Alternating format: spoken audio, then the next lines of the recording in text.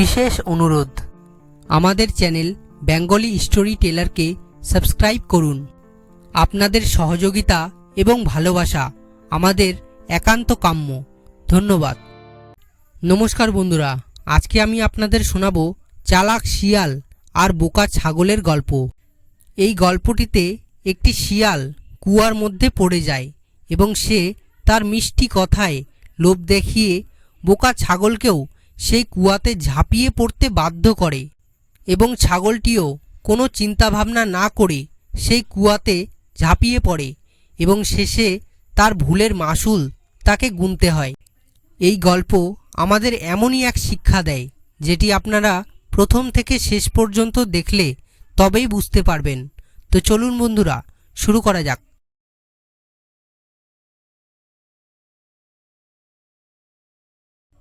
শিয়ালের মিষ্টি কথায় দেরি না করে ছাগল কুয়োর ভেতর লাফিয়ে পড়ল।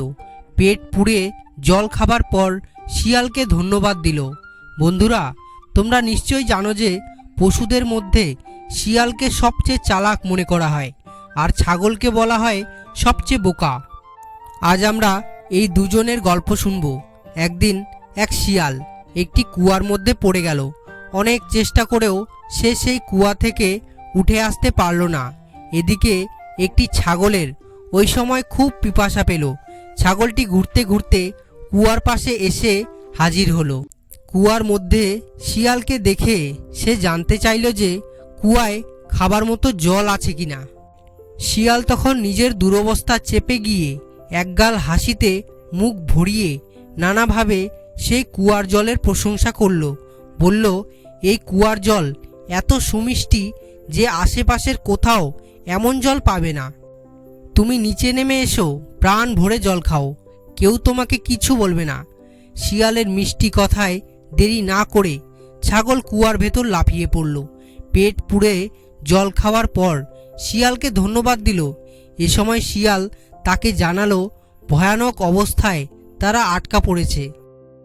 এই ঝামেলা থেকে মুক্ত হবার জন্য ছাগলের কাছে সে একটা প্রস্তাব রাখল।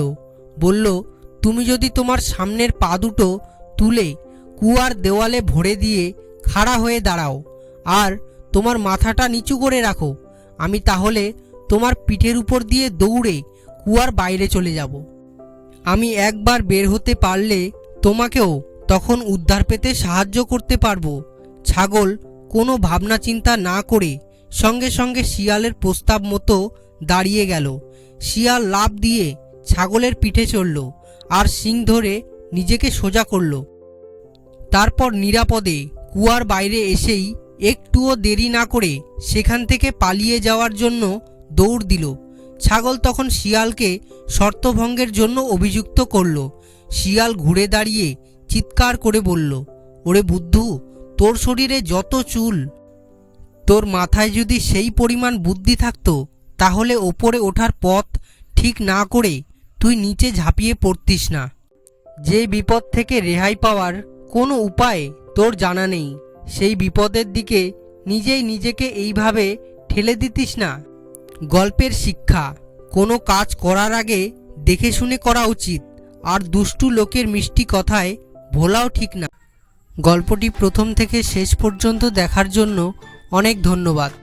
গল্পটি কেমন লাগলো কমেন্ট করে জানাবেন এবং ভিডিওটিতে অবশ্যই একটি লাইক করে দিয়েন এবং চ্যানেলে নতুন হলে সাবস্ক্রাইব করে বেল আইকন বাজিয়ে দেবেন এবং ভিডিওটি যদি ইন্টারেস্টিং মনে হয় তাহলে পরিবার এবং বন্ধুদের মাঝে শেয়ার করে দেবেন।